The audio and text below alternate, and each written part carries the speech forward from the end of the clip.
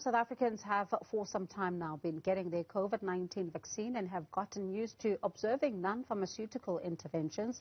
With this, places like theatres, cinemas and some entertainment venues have begun to welcome patrons who are able to prove that they have been vaccinated. With the fact Durban Rocks set for December, an announcement was made recently that patrons would require a vaccination card before they enter the venue. One of the event organisers, DJ Tira, joins us now to talk more on this. Good evening to you, and thank you so much for your time tonight. Before we speak about the fact Durban Rocks event, we are speaking tonight, and one of the very influential people in the creative industry, Mr. Shona Ferguson, has unfortunately, sadly passed away.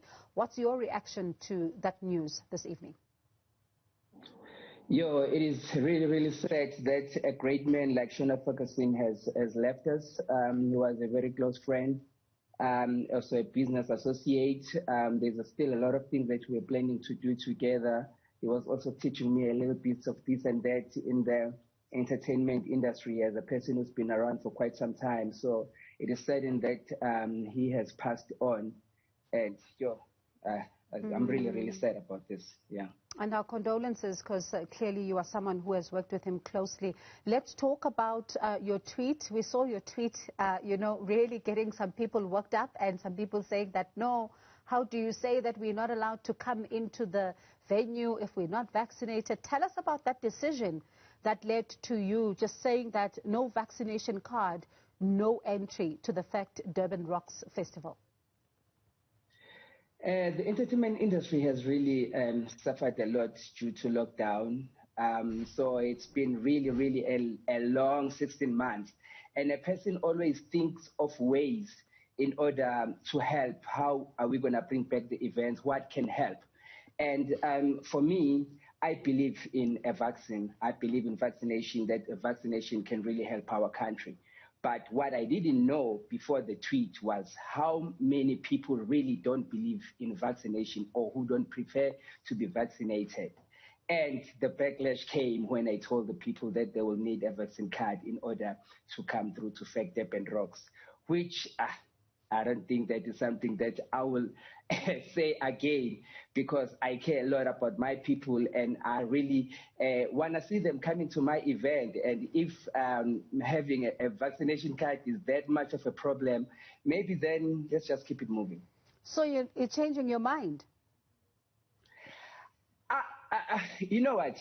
There are people who believe in a vaccine and there are people who don't believe in a vaccine. I, for one, I believe in a vaccine and I really want as many people as possible to get vaccinated. But, I mean, people cannot be forced to go get vaccinated. If you don't believe in a vaccine, I mean, really, you don't believe in a vaccine and that's what you believe. It's your choice. So stay the way you are. But for those who believe in a vaccine and for those who really think that this will help us, must go and get vaccinated like I did. And how will you then, given COVID-19, it's still very much active, and we are still in the midst of a pandemic, and others are even saying we might find ourselves possibly in a fourth wave in December. How will you ensure the safety of those who are coming to the events, especially given what you've just said now? I mean, it's not like the event is guaranteed that it's going to happen. Well, I mean, depending on how we will be in December, whether the events will be allowed, maybe 500 people will be allowed or 1,000 or whatever. I think we're just trying to see what will help us when we get there. It might happen that in December, maybe 1,000 people will be allowed to come to an event, and we will try and make sure that those people that are coming to the event, they're safe. So for me, thinking of that, if 1,000 people are coming into an event and those people are vaccinated, then means at least those people, we can sort of look at after their safety. But yeah, the backlash was just too much that I thought maybe my idea is terrible. I don't know.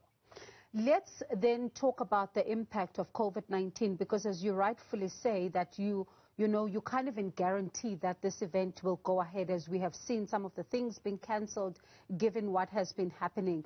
How have you had to reimagine your work as someone who's, you know, quite very involved in the entertainment space, how has it changed how you've been doing things?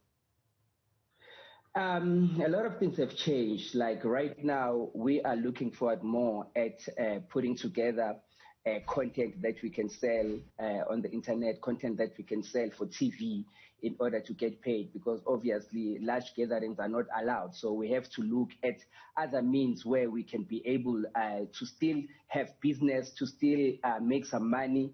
So putting together visual events, that's what we've been doing, but they don't pay that much. We miss going back to events. We miss that a lot. That's why we always try and see how we can be able to get back and make sure that our people are still safe. All right. Tira, thank you so much for your time. We appreciate it tonight. That was DJ Tira, who was joining us to talk about, you know, his tweet that gained traction. As you hear, then artists are really having to reimagine a lot of what they do in order to be able to survive and still make a living during this pandemic. Let's